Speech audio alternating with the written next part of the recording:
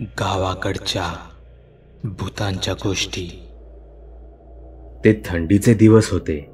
सलग लागून काही सुट्ट्या आल्या होत्या. त्यामुळे मी माझ्या मिस्टरांसोबत माझ्या नातेवाईकांकडे म्हणजेच नाशिकला जात होते. ड्रायव्हिंग सीटवर माझे मिस्टर नेहमीच्याच त्यांच्या अंदाजात शांतपणे गाडी चालवत होते आणि त्यांच्या बाजूला बसून मी तो रात्रीचा प्रवास किंवा नाईट ड्राईव्ह पूर्णपणे एन्जॉय करत होते. गाडीत शांत हळुवारपणे जुनी रोमॅन्टिक हिंदी गाणी वाजत होती आणि आम्ही त्या गाण्यांच्या शब्दांवर आमची मान डोलावत होतो. कधी तोंडातल्या तोंडात ती गाणी गुणगुणतही होतो. हळूहळू रात्र होऊ लागली. तसा प्रवासात आपणच एक सिरियसपणा आला, कारण डोंगर दऱ्यातून जाणारा आता घाट रस्ता सुरू झाला होता. असा घाट रस्ता जिथे आजवर अनेक अपघात झाले होते. आम्ही गाडीतील गाणी काही वेळासाठी बंद केली. आमचं सगळं लक्ष समोरच्या रस्त्यावर होतं.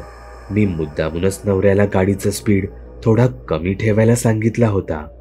त्यामुळे साहजिकच अनेक गाड्या आम्हाला ओव्हरटेक करून पुढे जात होत्या.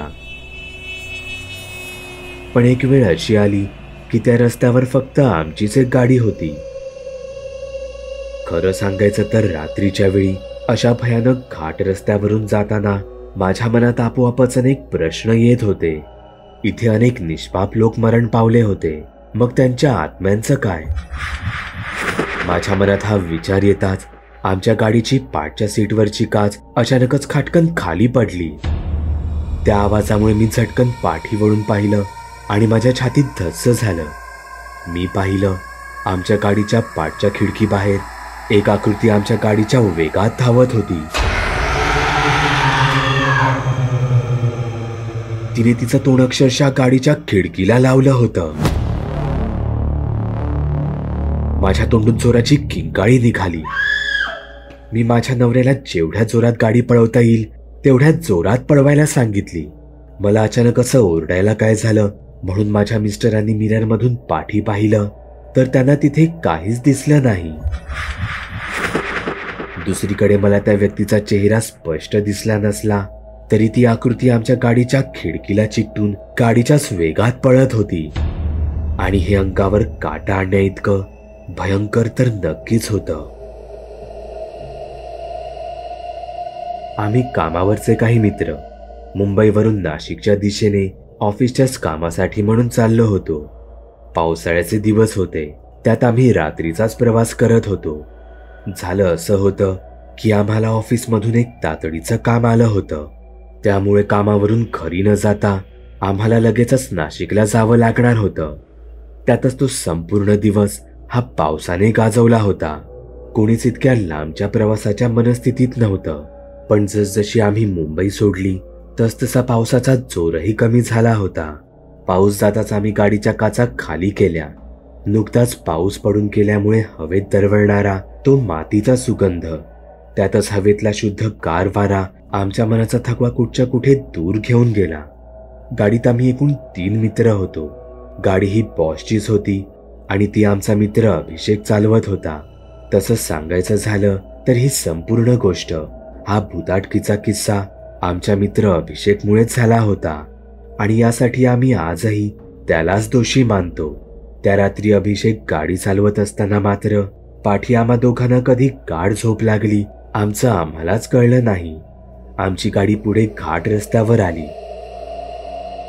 अचानकच सारा परिसर, सगळं वातावरण हे शांत भासू लागलं. कानावर पडणारा गाडीचा फक्त खरखर आवाज सगळ्यांनाच एक प्रकारची बधिरता आणत होता. तेवढ्यातच रस्त्याकडेला अभिषेकला एक माणूस उभा दिसला. एक माणूस रात्रीच्या या वेळेत, तोही घाट रस्त्यावर. अभिषेक हा तसा अवली मुलगा होता.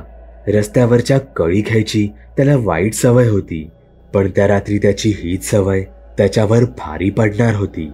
त्याने पाहिलं तर तो माणूस त्याला तसा धडधाकट वाटला. तो आमच्या गाडीला हात करत होता. आधीच बॉसच्या कामाने कंटाळलेला अभिषेक त्याला ऐनवेळी मस्ती करायची सुचली. त्या माणसाने गाडीला हात करताच त्याने गाडीचा स्पीड कमी केला आणि तो गाडी कडेला आणू लागला. तो माणूस गाडीजवळ येताच अभिषेकने गाडी तिथून जोरात पळवली. यामुळे रस्त्यावरचं पाणी हे त्या माणसावर उडालं. अभिषेक गाडीत जोरजोरात हसू लागला. अचानकच गाडीचा वेग वाढवल्याने आणि त्यात अभिषेकच्या हसण्याने पाठी बसलेल्या आम्हा दोघांना जाग आली. अभिषेक अजूनही एकटा जोरात हसत होता. आम्ही त्याला विचारलं तेव्हा तो आम्हाला त्याने कसं एका माणसाची मजा केली ते सगळं आम्हाला सांगू लागला. हे ऐकून आमच्या तोंडून एकच वाक्य निघालं, कसा आहे हा यार, बिचाऱ्याला मदत करायची नव्हती तर नाही करायची, पण हे असं उगाच कोणाला सतावून त्याची मजा घेणं हे चांगलं नाही. पण तो अजूनही मूर्खासारखा हसत होता. 5-1 मिनिटं झाली असतील. तोच आमची गाडी अचानक धक्का खात त्या घाटात बंद पडली. आमच्या सोबतच आमचा मित्र अभिषेक, त्याच्याही चेहऱ्याचा रंग उडाला.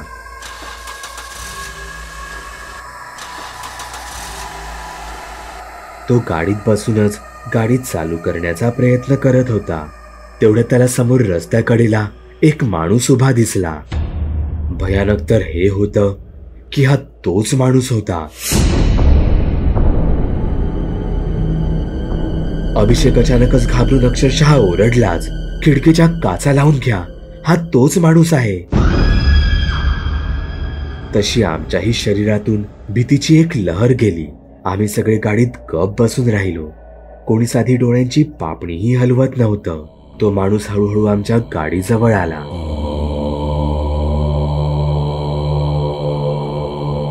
गाडीत आमचे हातपाय गार पडले होते. त्याचा चेहरा अगदी निस्तेज होता. तो संमोहनात गेल्यासारखा किंवा आपल्या विचारात हरवल्यासारखा वाटत होता. तो आमच्याकडे न पाहताच गाडीच्या बाजूने निघून गेला. तो तिथून जाताच आमचा सर्वात पहिला प्रश्न हाच होता, हा खरंच तोच माणूस होता? पण अभिषेक त्याच्या मतावर ठाम होता. त्याने शेवटची एकदा गाडी चालू करण्याचा प्रयत्न केला आणि गाडी एखादा चमत्कार घडावा तशी आपोआप चालू झाली. आम्ही यानंतर त्या घाटाबद्दल अनेक गूढ गोष्टी ऐकल्या. लोकांना तिथे याहीपेक्षा बरेच वेगवेगळे आणि भयानक अनुभव आल्याचं सांगतात.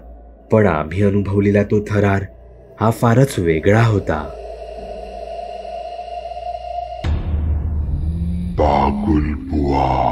चॅनलवर अपलोड केलेल्या नवीन व्हिडिओची नोटिफिकेशन मिळवण्यासाठी चॅनल सबस्क्राईब करायला विसरू नका. व्हिडिओ आवडला तर आमच्या मेहनतीचा मोबदला म्हणून तो लाईक करून मित्रांसोबत जरूर शेअर करा.